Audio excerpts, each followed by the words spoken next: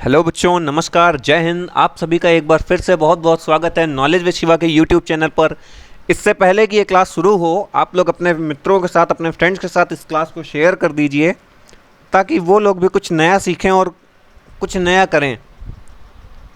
चलिए, तो इसी के साथ अब हम लोग क्लास ये शुरू करते हैं। आप हमारा ये नाम देख सकते हैं चैनल का। चैनल का नाम आपको यहाँ पर लिखा हुआ नज़र आ रहा है, नॉलेज विद शिवा, जिसमें आज हमारी क्लास हिंदी भाषा परीक्षण, ये क्लास हर शाम 7 बजे नवोदय स्पेशल सेशन में आपको मिलती है। JNV special session.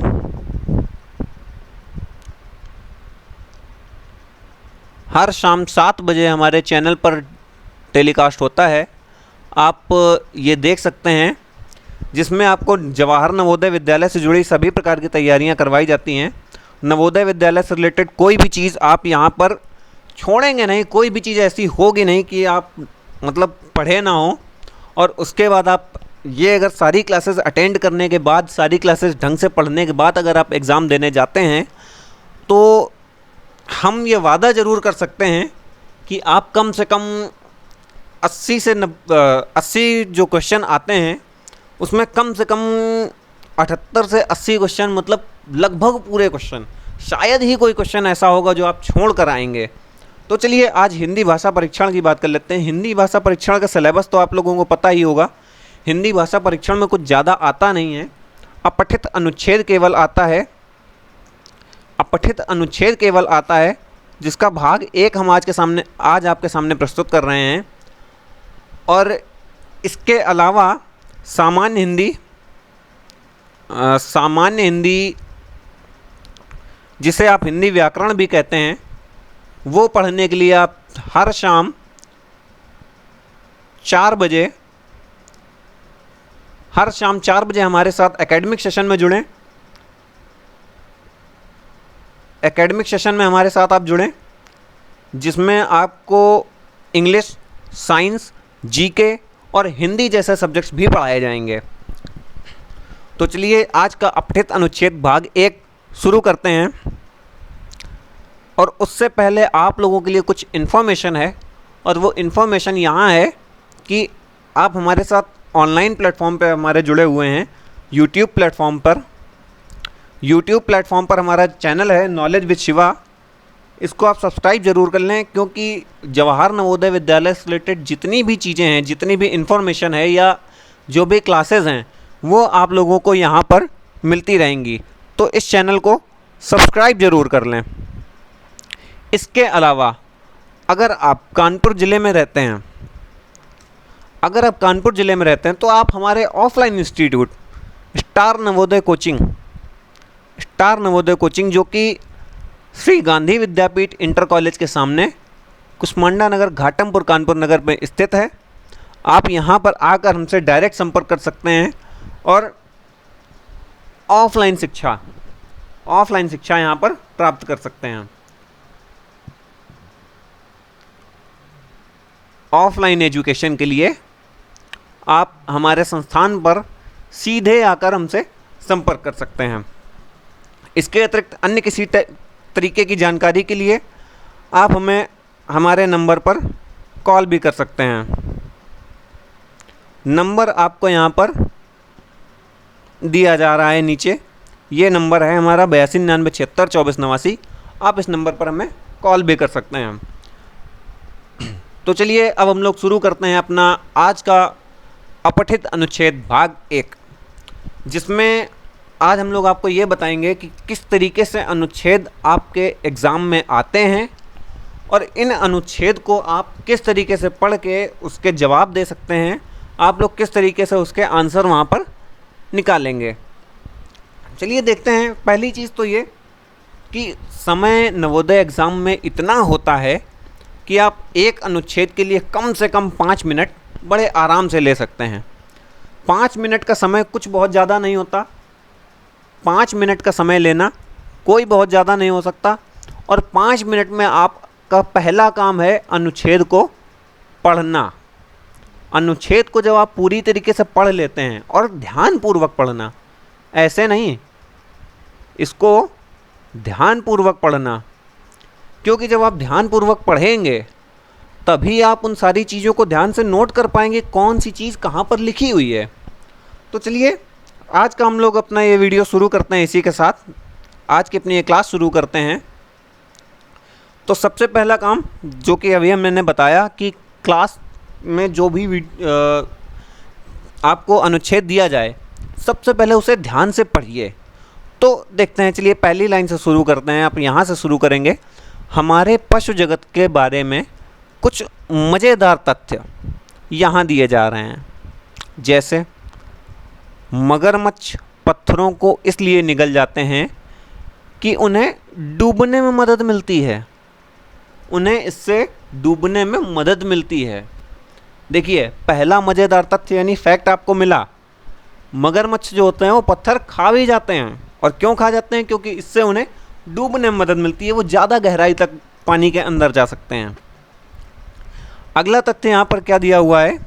अगला तथ्य दिया हुआ है स्टोन फिश, जो ऑस्ट्रेलिया के समुद्र तट के निकट पाई जाती है, दुनिया की सबसे जहरीली मछली है।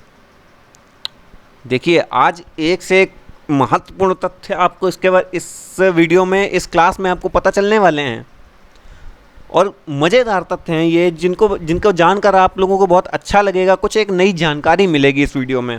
इसीलिए मैंने पहले वीडियो में, पहली क्लास में ऐसा अनुच्छेद उठाया है जिसमें आप लोगों को कुछ नया जानने को मिले, जिससे आपका मानसिक विकास भी हो सके। तो आपने क्या पढ़ा? स्टोन फिश, जो ऑस्ट्रेलिया के समुद्र तट के निकट पाई जाती है, दुनिया की सबसे जहरीली मछली है।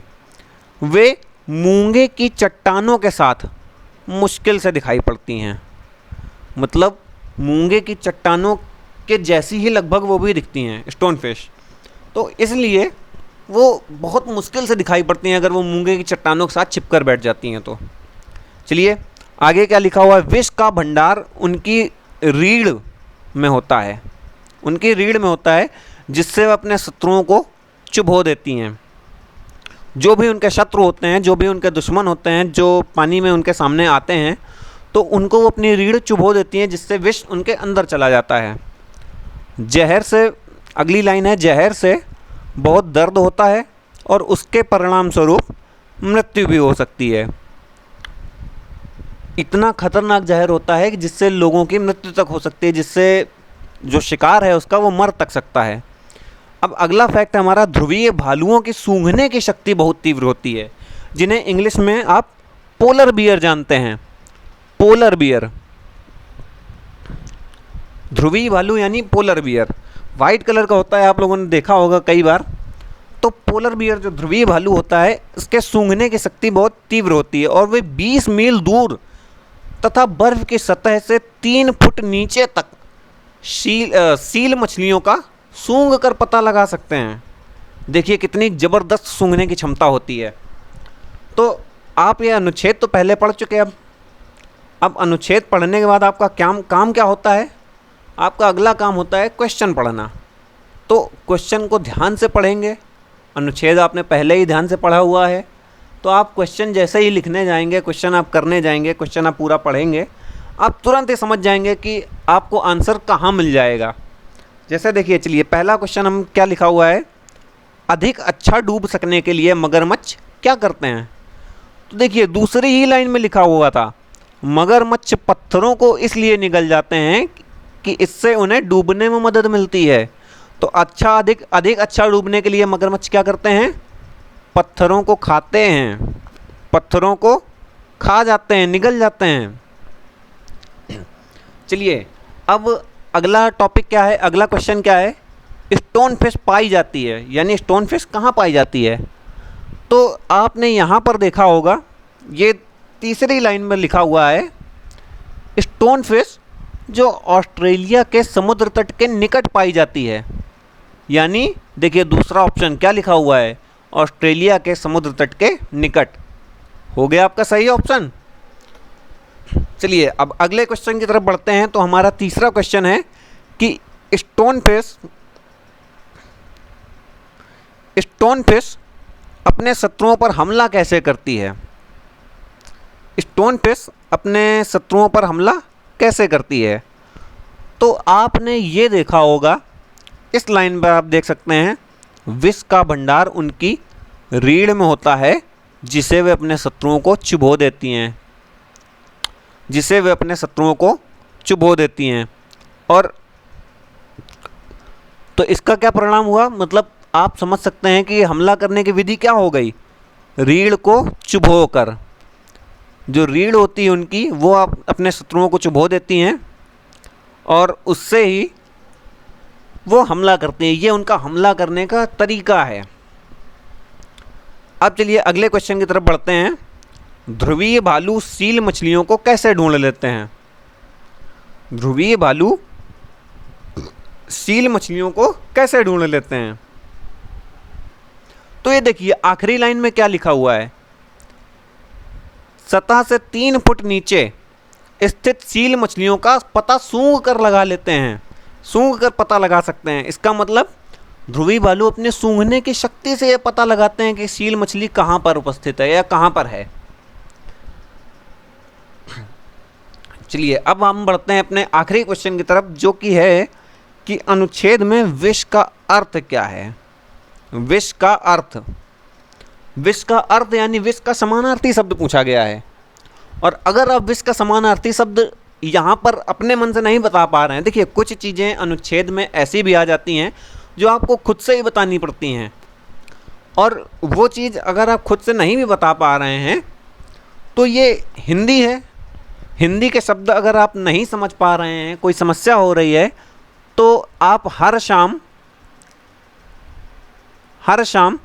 6 बजे हमारे एक नए शो शब्दकोश से जुड़ सकते हैं, जहाँ पर आपको एक से अच्छी चीज़ें, आपको एक से अच्छी मीनिंग्स और हिंदी के शब्दों के बारे में आपको जानकारी दी जाएगी।